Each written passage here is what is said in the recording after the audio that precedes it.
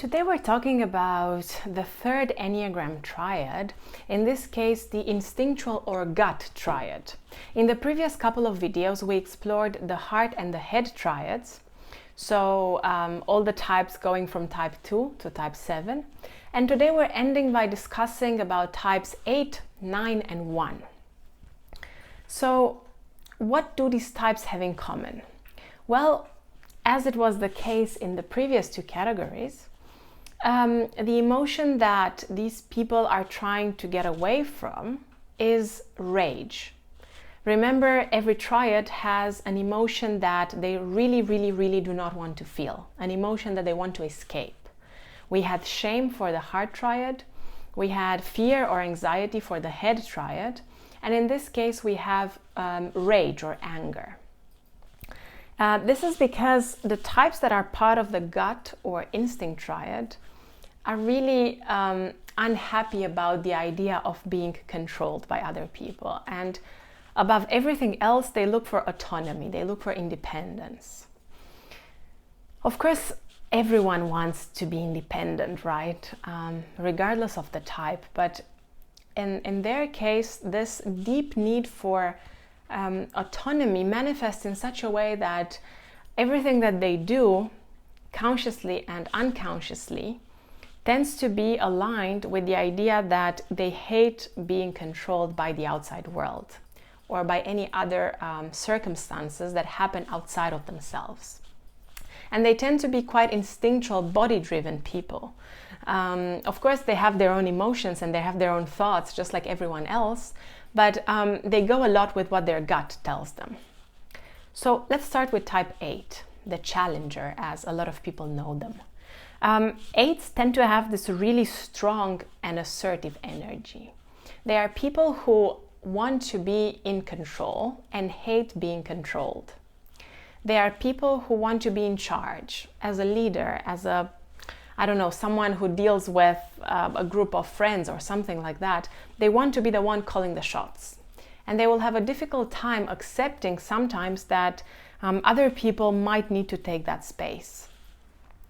And it's not always the case that 8 does this in a very straightforward way, taking control of the environment, taking control of people, being a formal leader in a group.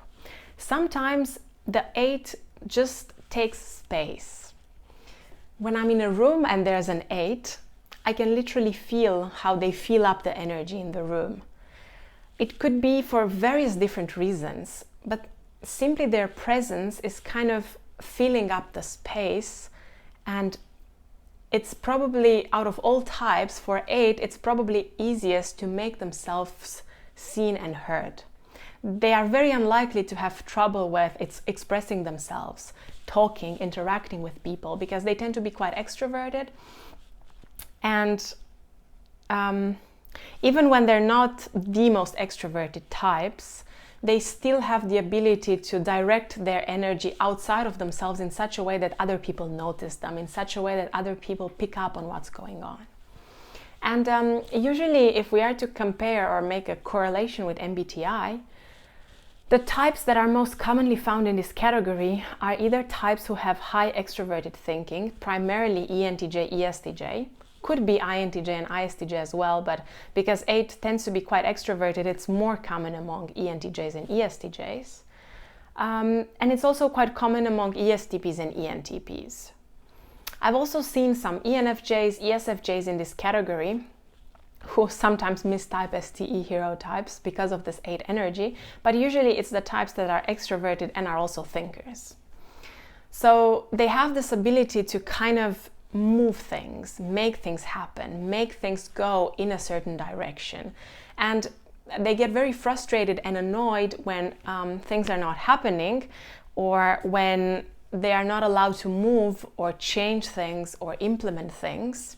And the idea that someone else will be the one who takes charge makes them feel very insecure deep down, because they feel like it's possible then in that case they will lose the ability to be naturally themselves, to be deeply independent and in control. And just generally speaking, for type 8, it's very important to know that respect is there.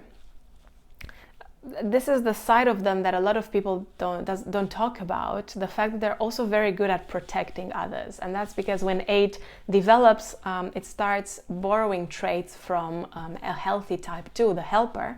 So they get very good at taking care of people, protecting people, nurturing people.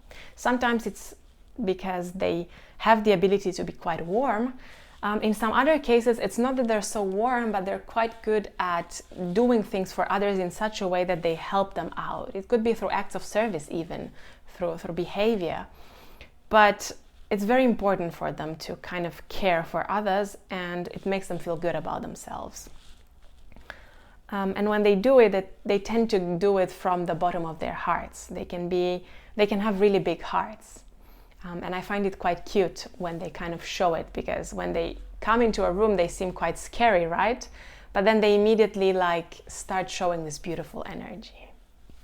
Okay, then we've got type 9, the Peacemaker.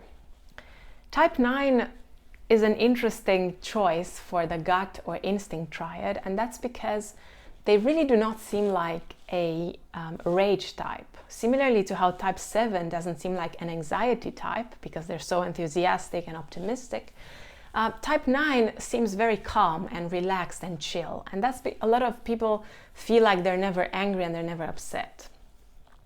What happens here is that type 9s are so deeply concerned with finding that sense of balance, of equilibrium, of inner and outer peace, that they kind of forget to deal with issues or with problems of any kind, to deal with conflicts.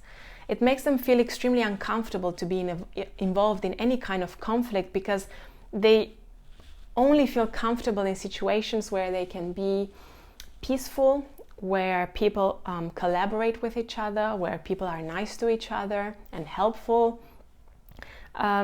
And any kind of fights between them and other people, or even between other people that they care about, can create a really deep feeling of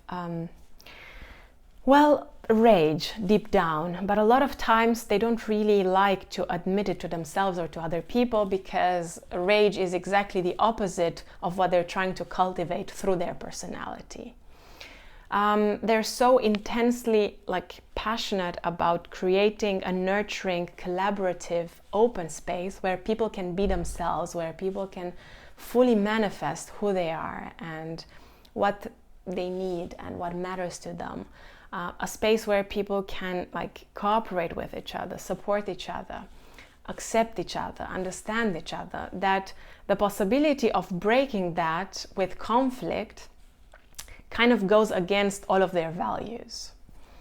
And their inner mechanism is that, it's so important for me to not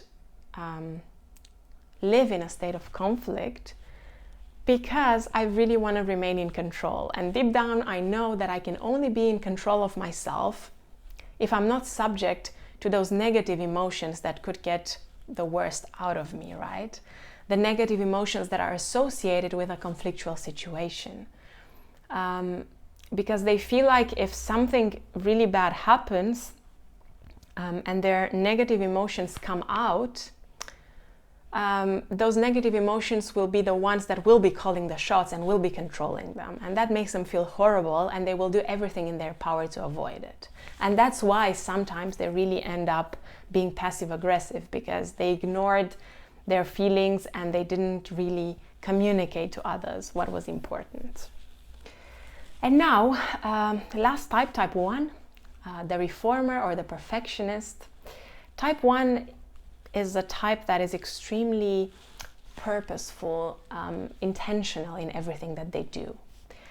It's very important for type 1 to kind of have a very high standard for everything that is happening.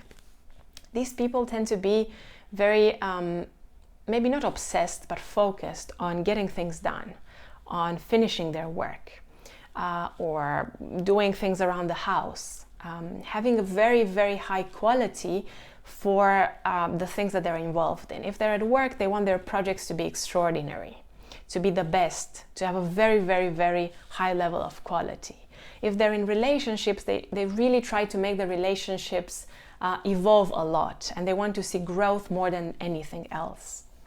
Around their house, they're also usually very likely to care about all of the details and putting everything into place and making sure that the environment is appropriate. And because they're so driven and task-oriented, they can be exceptionally reliable people. But if they go into an unhealthy stage, they can be very stressful to be around, because they get very nitpicky. They start complaining that other people are not as involved as they are, that other people do not put in so much effort as they do. They start being extremely critical of others, and they think that they do it because they want to improve other people, but actually they might do it simply because they hate the idea of something being imperfect. It's very difficult for them to accept that it's not possible to give 150% all the time, that it's not possible for everything to be completely perfect and arranged in the best way possible. And that's why they always constantly try to improve and improve and improve. But they forget to take a rest, and it tends to be quite difficult for them to relax and just let things be, whether that's work or their relationships. And they can become very angry when things are not quite right, or when they see that people that they, are in a relationship with, or people that they work with are not as involved as they are not as dedicated and purposeful as they are. And that's because they feel like they're not in control anymore if things are not perfect, if things are not up to standard. So yeah, this was type 1. This was the gut or instinct triad, the triad that really does not want to feel anger or rage. So tell me what you think about this video. If you know anyone of this type, or if you are one of these types yourself, share your thoughts below about how you deal with anger or rage. Thank you very much for watching this video. If you enjoyed it, please don't forget to like and subscribe, and see you next week with another video on typology.